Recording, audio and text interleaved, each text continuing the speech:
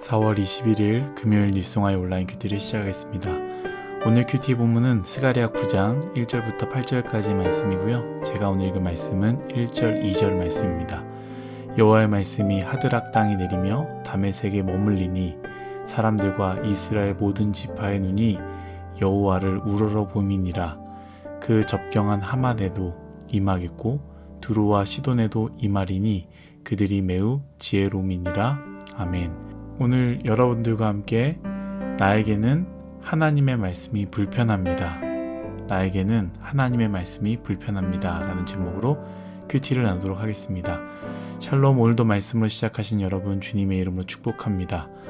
오늘 말씀을 묵상하는데요. 마치 건강검진 혹은 치과에 가는 기분이 들었습니다. 여러분들은 병원 갈 때 어떠한 기분이 듭니까? 아직까지는 건강에 대해서 아무 문제 없으시죠? 모두 건강하시기를 간절히 소망합니다. 치과나 건강검진을 갈 때 가장 듣기 싫은 소리가 무엇입니까? 충치가 생겼다 혹은 건강에 이상이 생겼다라는 소리일 것입니다. 그래서 사실 이상이 있다고 생각이 들지만 무서워서 가지 않는 사람들도 꽤 있을 것입니다. 이상이 있다라는 그 소리가 굉장히 두렵게 만들기 때문입니다. 치과 치료를 받아보신 사람들, 특별히 신경치료를 받은 사람들은 더욱 공감이 되리라 믿습니다. 사실 무엇이 정확하게 문제인지를 듣고 그것을 치료를 받고 나면 어려웠던 마음이 다시 평안해지지 않습니까? 그런데 그렇게까지 가는 것이 참 어려운 것 같습니다. 오늘 말씀은요, 이스라엘을 괴롭게 하는 나라들이죠. 그 나라들에게 하나님의 말씀이 임하는 장면인데요. 물론 8절 말씀이 이렇게 되어 있습니다. 제가 먼저 읽도록 하겠습니다. 내가 내 집을 둘러 진을 쳐서 적군을 막아 거기 왕래하지 못하게 할 것이니라. 포악한 자가 다시는 그 지경으로 지나가지 못하리니 이는 내가 눈으로 치니 봄이니라. 아멘. 이스라엘 백성들에게는 하나님께서 친히 보호해 주신다라는 말씀, 너무나 좋은 말씀이죠. 우리가 듣기 원하는 말씀인데요. 이스라엘 백성 말고요. 오늘 우리가 본문을 읽었던 1절, 2절에 등장하는 그 나라들의 입장에서 좀 생각해 보았으면 좋겠습니다. 오늘 하나님의 말씀이 그 나라들에게 임하지 않습니까?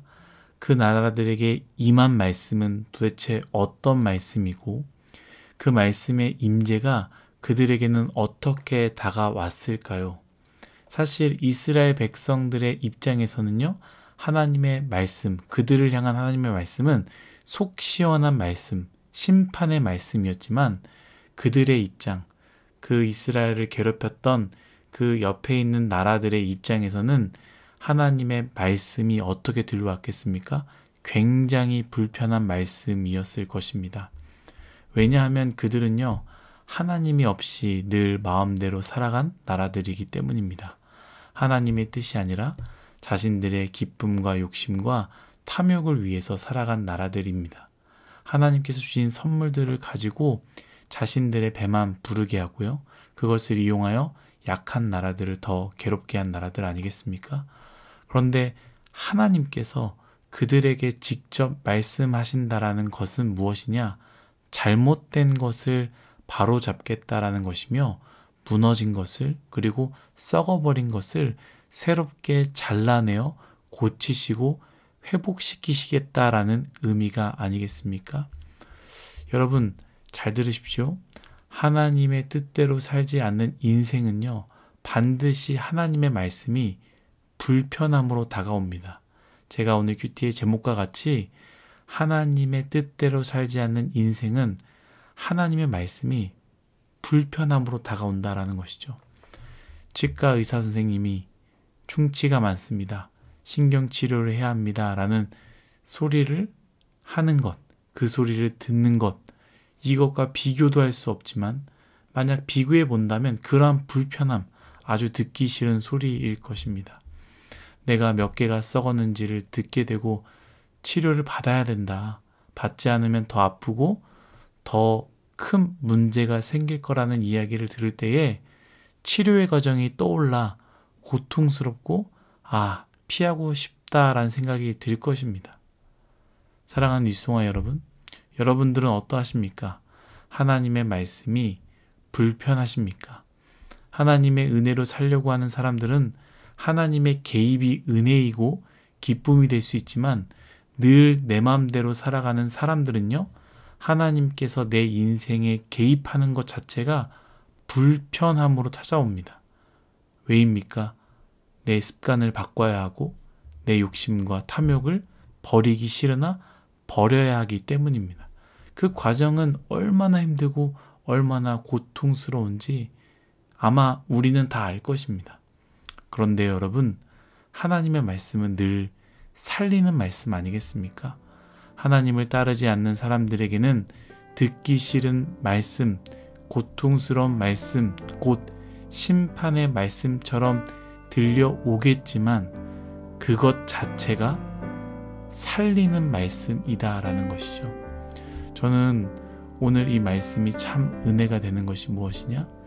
하나님의 말씀이 하나님의 사람들에게만 임하지 않았고요, 자신들의 뜻대로 살아간 사람들에게도 임하였다라는 사실입니다. 그 말은 무엇을 의미합니까? 그 하나님의 말씀이 우리에게도 임한다라는 것 아니겠습니까?